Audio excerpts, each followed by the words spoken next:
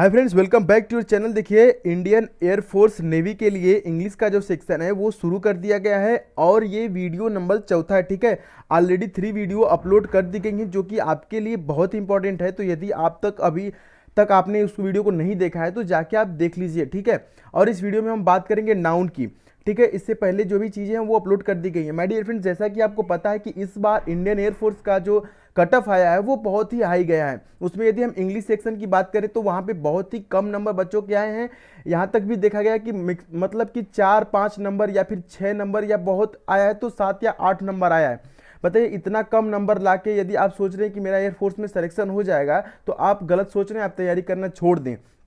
यदि आपको इस बार सिलेक्शन पाना है, देखिए नेक्स्ट वैकेंसी जो है वो जुलाई महीने में आने वाली है, तो अब ज़्यादा समय नहीं रह गया है। आपको ईमानदारी पूर्वक बस 2 से 3 महीने और बचे हैं टोटल एग्जाम तक। आप तैयारी करते रहिए और साथ ही साथ हम आपको प्रैक्टिस सेट भी, जैसे एक टॉपिक खत्म होगा, जैसे समझ लिए नाउन खत्म हो गया, इसके बाद हम नाउन से संबंधित जितने भी प्रैक्टिस क्वेश्चन होंगे हम आपको कराते चलेंगे। सब चीज़ एक एक करके हम आपको बताते रहेंगे। तो आप चैनल को सब्सक्राइब करके नोटिफिकेशन बेल ऑन कर दीजिए और एक एक वीडियो को लगातार अंत तक देखते रहिए। ठीक है, और जो भी आपके कंफ्यूजन है, जो भी सवाल है, आप कमेंट बॉक्स में कमेंट करते रहिए। हमें आपके कमेंट का इंतजार रहता है और हम सारी कमेंट का आपका जवाब जरूर देते हैं। ठीक है, तो चलिए आज का सेशन शुरू करते हैं। नाउन जो है कि पार्ट ऑफ स्पीच का आपका फर्स्ट टॉपिक होता है। ये काफी लंबा है लेकिन बहुत ही इंपॉर्टेंट है, तो इसको आप जरूर लास्ट तक देखिएगा। चलिए आज उसकी कुछ देखते हैं नाउन के बारे में। ठीक है माय डियर फ्रेंड्स, जैसा कि आपको पता है कि नाउन की यदि डेफिनेशन की बात करें तो हम लोग बचपन से ही पढ़ते आए हैं कि noun is the name of person, palace और थिंग। ये जो डेफिनेशन है, हम स्कूल से बचपन से ये चीज़ें हमें स्कूल में पढ़ाई जाती है। ऐसा कोई भी स्टूडेंट नहीं होगा जो इंग्लिश कभी पढ़ा होगा और उसे ये डेफिनेशन न याद हो। पार्ट ऑफ स्पीच के भले और जो है उनका नहीं याद हो, लेकिन नाउन का डेफिनेशन सबको याद रहता है। Noun is the name of person, palace, thing. लेकिन ये बहुत ही छोटी बात है जो कि हम लोगों को बचपन में पढ़ाया जाता है। आप कंपटीशन लेवल में आ गए हैं तो इससे आपका कुछ भी नहीं होने वाला है। ये आपकी एक छोटी सी डिफिनेशन है। ठीक है, जो आपको बचपन के लिए ही वो चीजें थी पर्याप्त, लेकिन अब आपको इससे ऊपर जानना होगा। जैसा कि मैंने आपको पहले ही बताया था कि नाउन जो है वो नेमिंग वर्ड होता है। कोई भी ऐसी चीज जिसका आप नेम दे सकते हैं, नाम दे सकते हैं, वो नाउन हो सकता है। अब जैसे कि इसको 3 कैटेगरी में बांटा गया है। ठीक है, यहां से देख लीजिए, यहाँ पे जैसे विजिबल, कोई भी विजिबल चीज हो, जैसे कि पर्सन। पर्सन क्या होता है? विजिबल, यानी कि हम जिस चीज को देख सकते हैं उसको विजिबल बोलते हैं। ठीक है, तो पर्सन को हम देख सकते हैं, किसी व्यक्ति को, प्लेस को देख सकते हैं और थिंग्स को भी हम देख सकते हैं। ठीक है, और नेक्स्ट चीज आती है कि फेल्ट ओनली, यानी कि मतलब जिस चीज को हम महसूस कर सकें, जैसे फीलिंग, एक्शन, क्वालिटी और स्टेट। इसको हम शॉर्ट फॉर्म में बोलते हैं FAQS। ठीक है, और तीसरी चीज होती है यूनिट। इसके बारे में हम बाद में बात करेंगे। खैर, ये आपके एग्जाम में नहीं आता है। आपके एग्जाम में यहां दोनों से क्वेश्चंस बनते हैं। ठीक है, जो चीज आपके एग्जाम में बनेगा उसको हम बताते चलेंगे और फोकस उसी पे ज्यादा रहेगा। ठीक है, ज्यादा फालतू की चीजें हम लोग नहीं पढ़ेंगे। अब देखिए सर, ये तो हम जान गए कि ठीक है, इन चीजों यदि कहीं कहीं भी ये चीजें रहें तीनों तो हम उसको नाउन बोल देंगे। ठीक है, नेमिंग वर्ड, जिस चीज को हम नेम दे देंगे उसको हम नाउन बोल देंगे। ठीक है, जैसे पर्सन, प्लेस। लेकिन कैसे पहचानेंगे कि कोई सेंटेंस है तो उसमें नाउन कौन सा है, कैसे पहचानेंगे? ठीक है, तो इसके लिए यहाँ पे हम बता रहे हैं आइडेंटिफिकेशन कैसे करेंगे।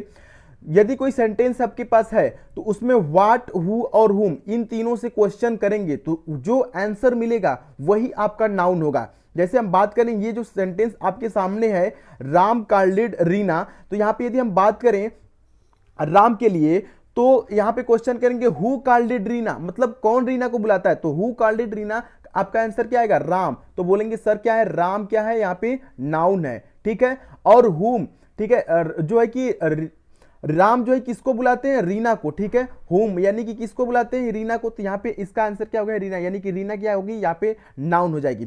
उसी तरह नेक्स्ट क्वेश्चन हम यदि देखते हैं, नेक्स्ट सेंटेंस को देखते हैं, the boy bought a bag. ठीक है, तो कौन, यानी कि हु बॉट द बैग, कौन बैग को खरीद रहा है? तो बॉय खरीद रहा है। यहाँ पे हु का आंसर क्या आया? बॉय। तो ये हो जाएगा आपका नाउन। सिंपल ही तरीका है यदि आप नाउन पहचानना चाहते हैं किसी सेंटेंस में तो।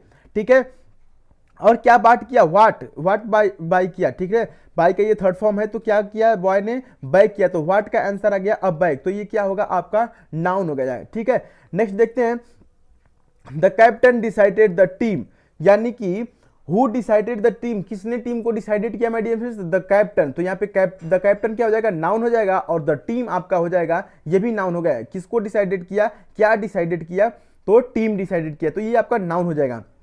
नेक्स्ट चीज देखते हैं यहाँ पे थोड़ी सी सीखने वाली बात है। सीखा वेंट होम, ठीक है, यानी कि हु वेंट होम, कौन, हु का आंसर क्या आया, सीखा, यानी सीखा घर गई। लेकिन इसका आंसर क्या आएगा, ये क्या है आपको बताइए पार्ट ऑफ स्पीच में से।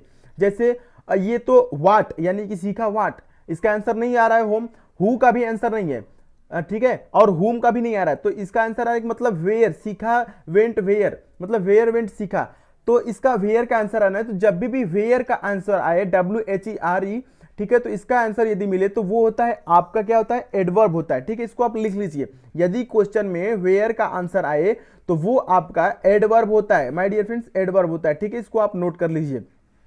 वैसे ही नेक्स्ट देखते हैं, दिया है कि the train rich the station, यानी कि हु रिच द स्टेशन, कौन पहुंचा, ट्रेन, हु का आंसर यदि आया तो ये क्या हो जाएगा, आपका नाउन हो जाएगा, ठीक है। लेकिन वेयर इसका आ रहा है, वेयर का आंसर आ रहा है, मतलब कहां ट्रेन पहुंची, स्टेशन पे, तो वेयर का है, तो ये क्या हो जाएगा आपका एडवर्ब हो जाएगा। यदि वेयर से आपका आंसर मिले तो वो एडवर्ब हो जाता है, ठीक है। यहां तक आपको चीजें समझ में आ गई। जो भी चीज नहीं समझ में आ रही है आप कमेंट बॉक्स में कमेंट करके पूछ सकते हैं। ये सेम चीजें आप अपने नोटबुक में लिख लीजिए, जो आप नोटबुक बनाए हैं जिसपे इस वीडियो के सारे चीजें आप लिखते हैं, ठीक है। मुझे उम्मीद है कि आप लिखते होंगे। यदि इस बार भी आप सीरियस नहीं होंगे ना, तो आपके हाथ से बहुत से लोगों का इस बार लास्ट चांस होगा, उनको तो एकदम सख्त इस बार सीरियस हो जाना है। और जो फर्स्ट टाइम देने वाले हैं उनको भी कोशिश करना कि फर्स्ट टाइम में निकल जाए my dear friends. First time यदि नहीं निकलता है तो बहुत ही तकलीफ होती है, उन लोगों से आप पूछ लीजिए जो इस बार फेल हो गए हैं, ठीक है।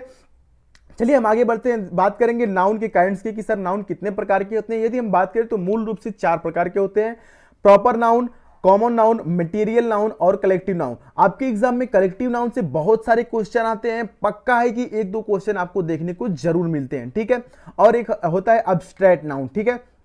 यदि हम प्रॉपर नाउन की बात करें कि सर प्रॉपर नाउन किसे कहेंगे, तो प्रॉपर नाउन इस तरह से पहचानेंगे, पर्टिकुलर नेम कोई चीज होगा, या फिर इनिशियल लेटर यानी कि अपर केस जिसको बोलते हैं कैपिटल लेटर, उसको अब अपर केस बोलते हैं। बचपन में जो हम लोग को कैपिटल लेटर जो पढ़ाया जाता था, ठीक है। या फिर किसी person name of a noun जिसको जीरो आर्टिकल का मतलब होता है ए एंड द, ठीक है। जैसे कि आप एग्जांपल में देख सकते हैं राम, या फिर देलई, या फिर जगुआर, किसी भी चीज का जो कि पर्टिकुलर हो, that is proper noun.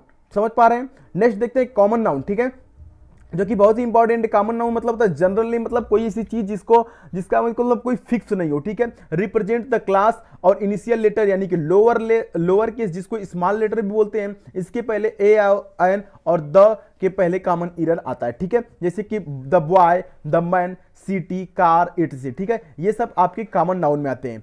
Next यदि हम बात करते हैं मटेरियल नाउन की, तो मटेरियल नाउन सिंपल है, आप जानते हैं मटेरियल नाम से ही समझ में आता है कि किसी चीज का, किसी मैटर का, यानी किसी पदार्थ का जो है कि नाम होगा, या फिर नेम ऑफ सब्सटेंस, किसी सब्सटेंस का नाम होगा, ठीक है। इसके पहले AN प्लस मटेरियल नाउन, ठीक है, जैसे a gold, iron, milk, etc, ठीक है।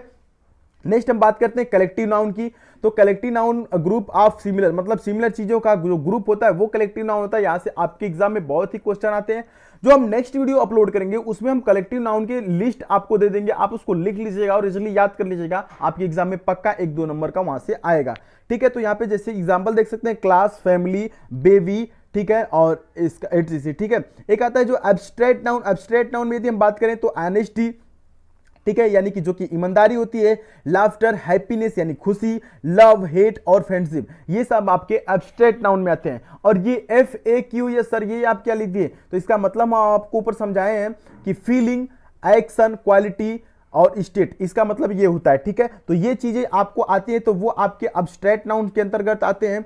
तो ऑनेस्टी क्या है, ऑनेस्टी भाई कोई बाजार में बिकने वाली चीज तो है नहीं कि भाई 1 किलो ऑनेस्टी देना, ये क्या है, फील करने वाली चीज है, ठीक है। तो ऐसी चीजें, लाफ्टर, खुशी आप महसूस करते, किसी से खरीदते तो नहीं है ना, बेचते नहीं है, तो यहाँ पे फील करते हैं, तो ऐसी चीजें एब्स्ट्रैक्ट नाउन के अंतर्गत आती हैं। तो ये कुछ नाउन के डेफिनेशन है। आगे की वीडियो में हम आपको जो कलेक्टिव नाउन्स के चीज़ें हैं वो हम आपको प्रोवाइड करा देंगे, जो कि बहुत ही इंपॉर्टेंट होते हैं। आप उसे याद कर लेंगे, आपके एग्जाम में जरूर फंसता है।